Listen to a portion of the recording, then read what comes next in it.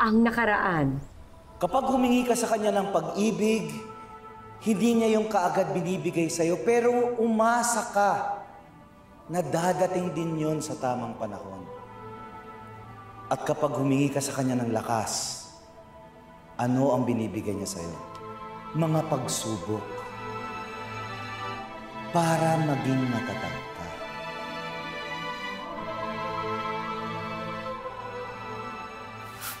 Mahal na mahal kita, Mirasol. Lari.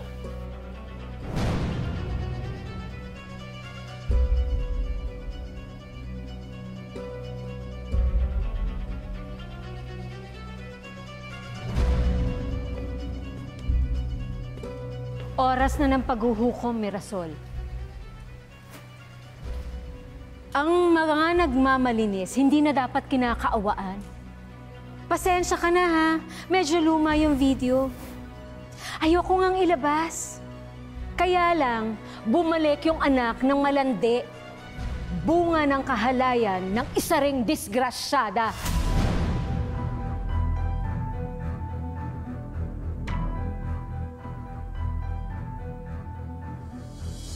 Ikaw yung nag-iisang anak na tinutukoy ko. Nakakatawa, di ba? Kasi akala mo, ang ama mo patay na. Pero hindi mo pala alam, nakakasama mo lang pala siya.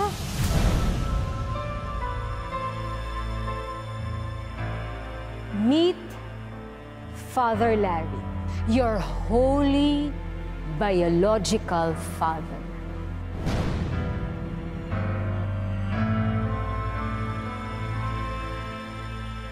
Nagulantang ang lahat sa pinakawalang video scandal ni Leia na dati palang magkasintahan sila Father Larry at Mirasol.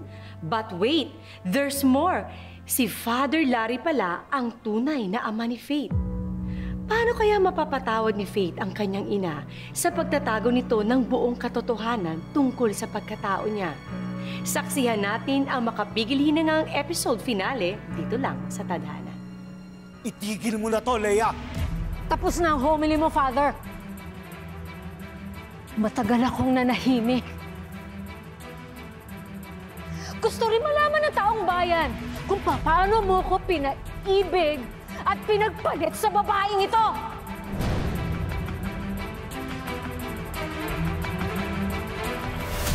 Ay. Uy, bakit ngayon pakasip? Ay, ano ba naman? Hindi ko pa man din alam anong gagawin ko dito. Diyos, ano ba yung sira? Miss, ano ang problema? Aha.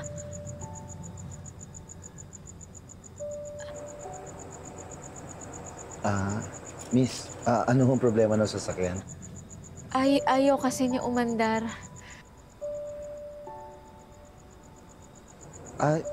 Baka itong baterya may diferensya. Ha? Itong baterya?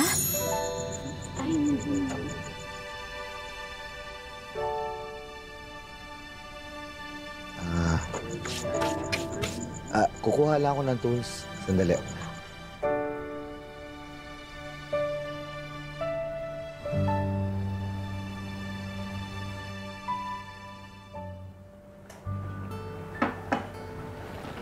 Uy, Leia, akala ko may kwento ka sa akin.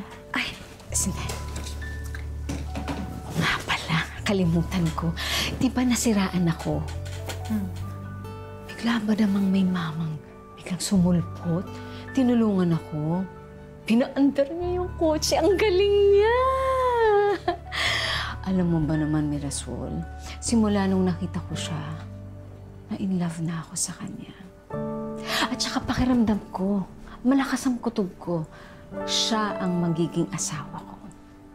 Talagang, in love na talaga ako sa kanya, Mirasol. Leia, parang ang bilis, ha? Kailangan ko muna siya makita. Sabi mo, ipapakilala mo sa akin, eh. Ay, pupunta nga siya dito. Makikilala mo. Makikilala ko sa'yo. Yan na. Ayan. Inday, pakibukas nga yung pintuan. Uy, maganda na ba ako? Oo naman. Ha? Teka, Sandali, iinom muna ako ng kape.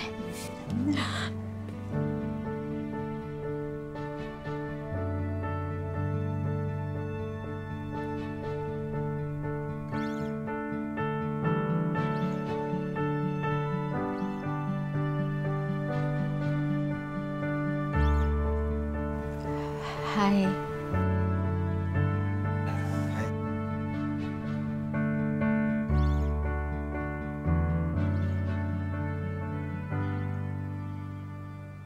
Larry naman, di ba sabi ko sa'yo, huwag kang basta-basta pumupunta dito. Tapos may dala ka pang ganyan. Paano pag nakita ni Leia? Hindi pa niya alam yung relasyon natin. Hindi ko pa sinasabi. Mirasol, huwag kang matakot kasi wala namang namamagitan sa amin ni Leia. Ikaw ang mahal ko. Mahal na mahal din kita, Larry. Mahal na mahal kita, Mirasol. Mahal na mahal din kita, Larry.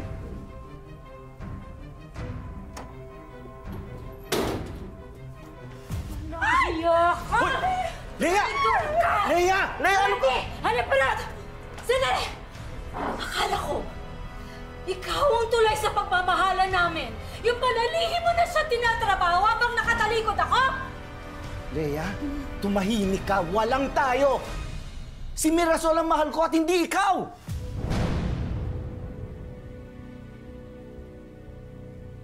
Pero kung gusto mo lalayuan ko si Larry, gagawin ko yun. Gagawin ko yun para sa'yo. Larry, pasensya na. Pasensya na, pero mas mahalaga sa akin ang pagkakaibigan namin ni Leia. Huli na! Sinira mo na ang pagiging magkaibigan natin. Traidor ka, Mirasol! Habang buhay ko to hindi makakalimutan. Tandaan mo, darating ang panahon, gagantihan kita! Pero mas pinili mong sirain ang pagiging magkaibigan natin, Mirasol. Kaya dapat lang na magdusa ka! Totoo ba ang sinasabi niya, Nay? Wala akong itatanggihan. Totoo lahat ng nakita mo. Pero wala akong niloko. Wala akong tinraidor. Nagkaroon kami ng relasyon ni Larry. Pero hindi pa siya pari noon. Matapos ang away nila ni Leia, sinunod ko yung sinabi ni Mirasol. Umalis ako ng Dolores. Nakipaghiwalay ako sa kanya. Alang-alang sa pagkakaibigan nila ni Leia. Nag-aaral ako sa Maynila. Hindi nakarating balita sa akin na buntis ka. At ako ang ama mo, Faith. Lumipat kasi kami ni Ate Honor sa mga kamag-anak ko sa Pampanga. Pinili kong alagaan ang anak natin mag-isa. Bakit hindi mo sinabi sa akin to?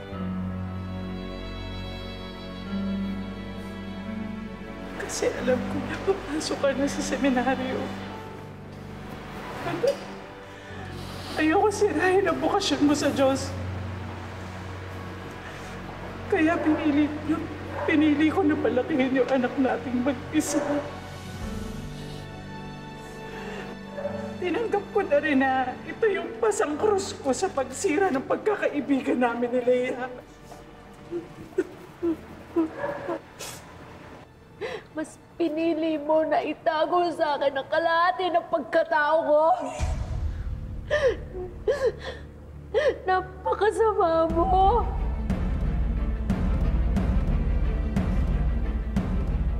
Parang ginawa mo kalbaryo ko yung kalbaryo mo.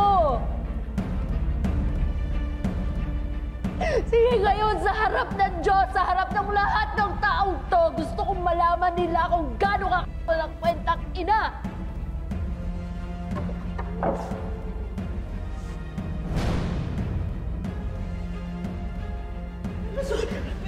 Tulungan niyo kami! Tulungan niyo kami! Tulungan niyo kapatid ko! Tumawag kayo ng ambulansya! Mirasol na naman yung kapatid ko! Pagod na ako! Ano pa bang sakit ang gusto mo iparamdam sa akin, ha? Faith? Faith? Tahan. Nandito na ako, hindi na kita iiwan, ha? Ano umiyak?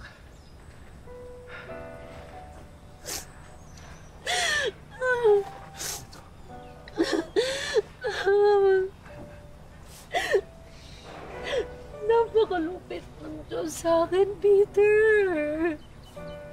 Kahit anong gawin ko, parang ayaw niya akong maging masaya. Faith, siguro hindi mo pa naiintindihan ngayon kung ano yung rason. Pero maniwala ka sa akin, hindi ibibigay ng Diyos sa iyan na hindi mo makakayang lagpasan. Kaya mo yan.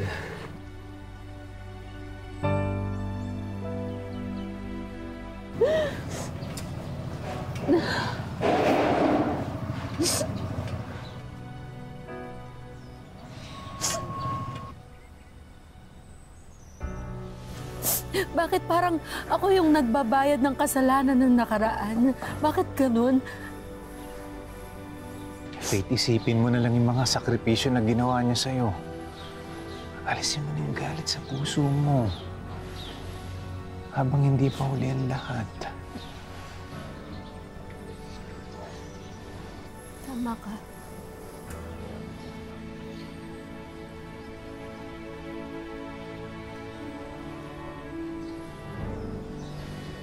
Patawad na kita, Peter.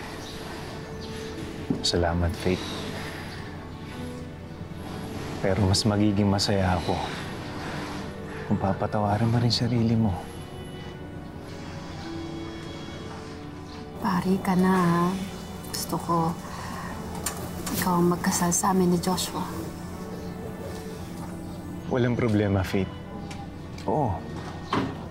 Ako magkakasal sa inyo. Faith? Babe.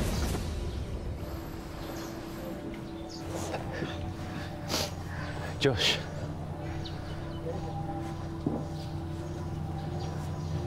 Pinapagawa ko pala ito. Para dito kayo maglandian. Hindi. Babe, it's not what you think. Sinugod ko yung nanay mo sa ospital. Joshua. At ito yung madadatnan ko. Joshua, nagkakamali ka. Wala naman kaming ginagawang masama ni Faith. Nag-uusap lang kami. Usap. Hayop ka. Babe, tama na. Sinabi nag-uusap lang kami. Ano ba nangyayari sa'yo? Hoy, tumigil na! Tumigil ka na! Joshua! Ngayong napatawad na ni Faith si Peter at nagkaayos na ang dalawa, nangyari naman ang kagimbal-gimbal na sakuna. Ano kaya ang mangyayari kay Joshua? Hindi kaya tila kampanang panggising ito kay Faith para muling manumbalik ang kanyang pananampalataya?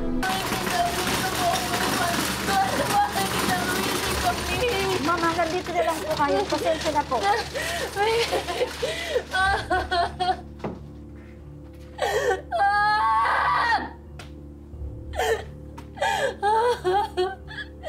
Please, wag si Joshua. Please. Please, ako na lang kunin mo.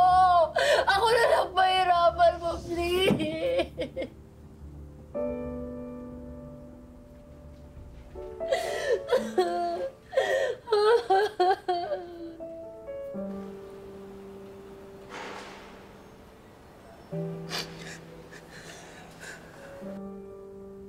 Hindi na po ako karapat-dapat na maglingkod sa inyo. Pero patuloy ko pong dadalhin at ipamamalita ang inyong mabuting salita.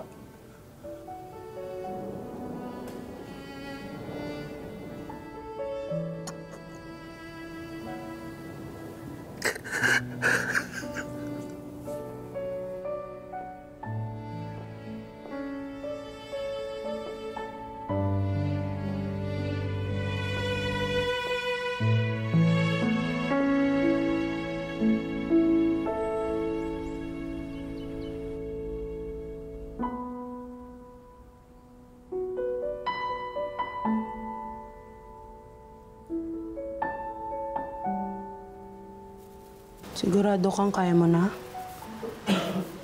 O, iwan mo na kita dito para makapag-usap kayo. Hanap muna ako ng hunk na nurse sa labas. Basta nasa labas na ako, ha? Tawagan mo lang.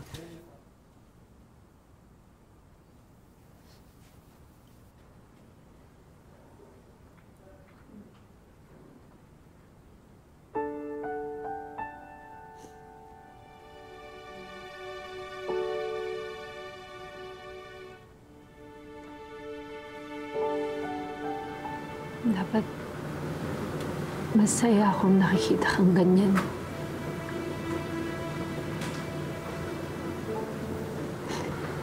Dapat nagagalit pa rin ako sa'yo hanggang ngayon. Pero hindi nga kita kayang tignan na ganyan yung kalagayan mo.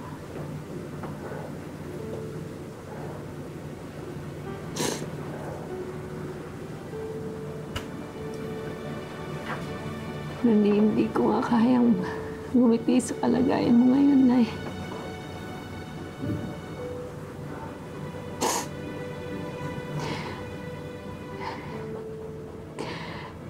Hindi ko kayang mawala ka.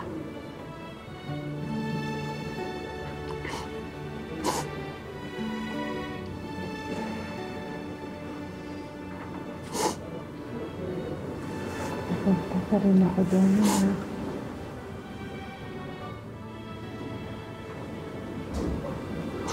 Pero, masaya ako.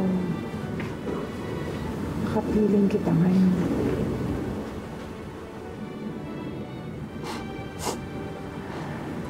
Sana napatawad mo na ako.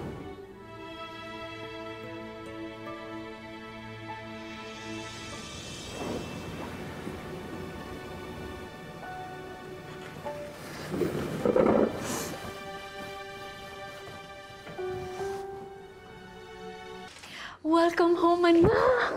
Sabi ko na nga ba eh, hindi mo ako matitiis. Ma, pumunta ako dito. Hindi para tumira kasama ka. Pumunta ako dito dahil gusto ko lang tuparin yung pinangako ko sa'yo. Na kapag sinaktan mo ulit si Faith, lalayo na ako sa inyo. Ako? Sinaktan ko si Faith? Eh di ba, ako nga yung susi kung bakit ngayon alam na niya buong pagkatao niya. Alam mo, imbis na galit ang maramdaman mo, di ba, pasasalamat? Pasasalamat, Ma? Ginulo mo nga yung buhay ni Faith, di ba? Ikaw may kasalanan kung bakit nagdurusa si Faith. Dahil napakasama mo! Nanay mo ko! Ako ang dapat mo kinakampihan! Hindi yan tinuturo sa seminaryo, Ma. Kabutihan. Yun dapat ang kinakampihan. Hindi ang kadiliman, Ma. Lalong-lalo hindi ang kasamaan.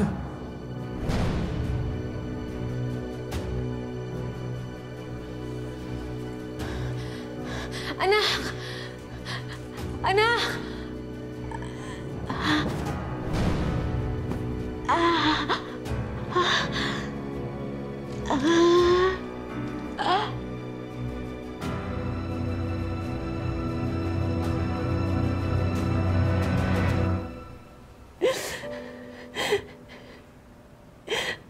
Hindi ko alam kung ilang beses kitang kwestiyon, pinagdudahan, isinumpa. Alam ko walang kapatawaran lahat ng mga ginawa ko sa'yo. Lahat ng pangahamak ko sa'yo. Pero kung bibigyan mo pa ako ng isa pang pagkakataon para itama lahat, hindi kita bibiguin. Pangako yun, hindi kita bibiguin. Pero iligtas mo lang lahat ng mga mahal ko, please.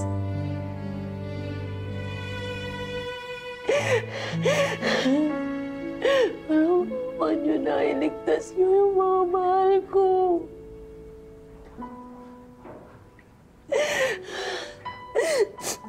Code Blue, room 101 and room 210. Again, we're having Code Blue in room 101 and room 210. Nay, Joshua? Charging! Clear!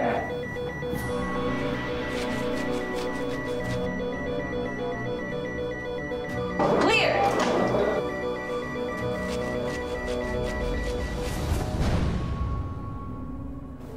Time of death, 3:15 a.m.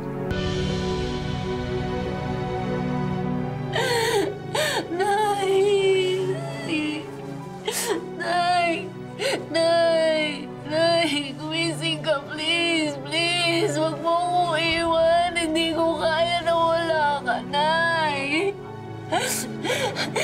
Nay!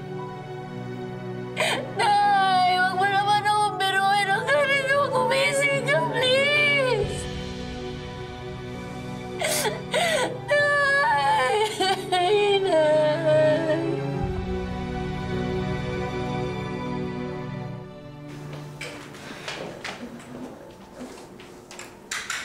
Mga! Lakayan mo!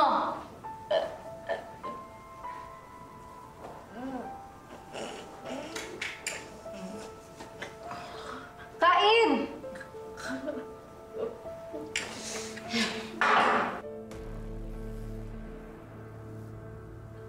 Inom! Ay, nako! Alam mo, nagigigil ako sa'yo eh!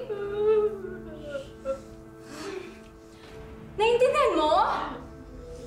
Busy ang anak mo, ha? Ha? Kaya, nagigil ako sa'yo. Huwag mo ako magsusunod mo, ha? Naintindihan mo? Kain! Lakihan mo! Laki!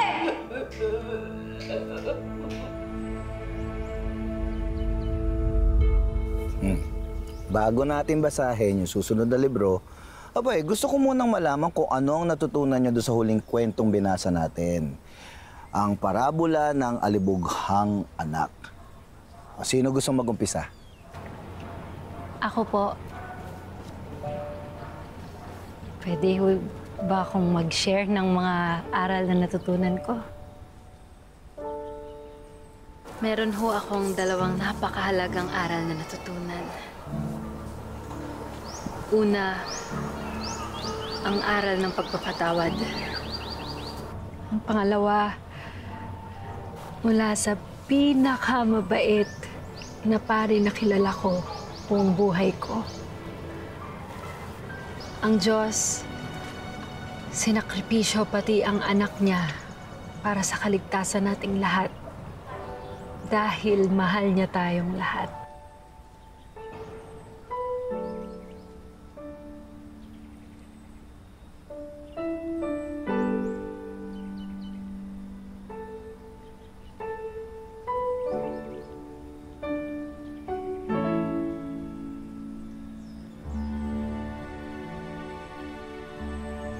Aasahan ko ho kayo sa kasal ko, Tatay.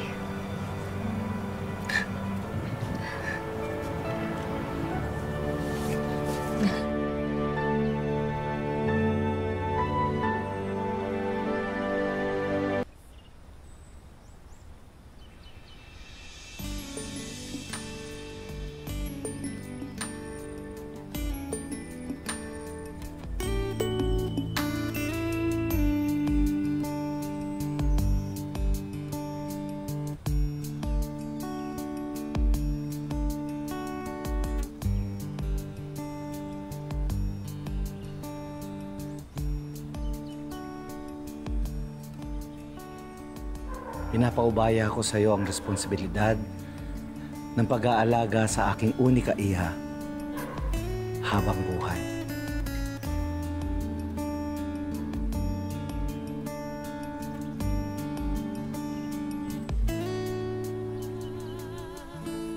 Kumapit ka lang, kumapit sa iyong pangarap. Tagumpay mo ay bunga ng iyong pagsisikap. Isipin mo lang, ang pagsubok ay may hanggan. Sa wakas, tuluyan ang nawala ang kalbaryong pasan-pasan ni Faith nang matuto siyang magpatawad sa iba at patawarin din ang sarili niya. Ngayong Semana Santa, magnilay tayo at tanggalin ang mga pasan nating krus na ang dulot sa atin ay pagdurusa. Sa halip, punuin natin ang ating puso ng mga biyaya ng pagpapatawad, pagmamahal at pananampalataya. Umayo kayong mapayapa at salamat sa Diyos. Tapos na po ang ating misa.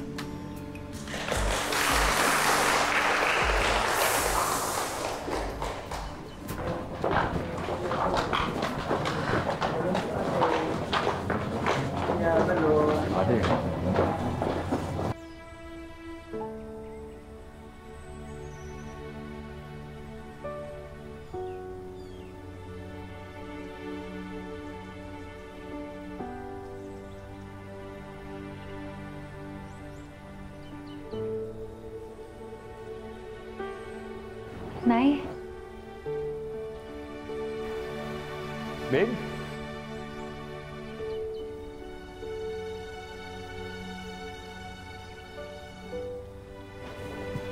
Okay ka na?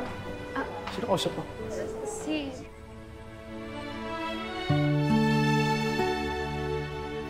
Ang buhay ay hindi lamang isang daan na iginuhit para sa atin.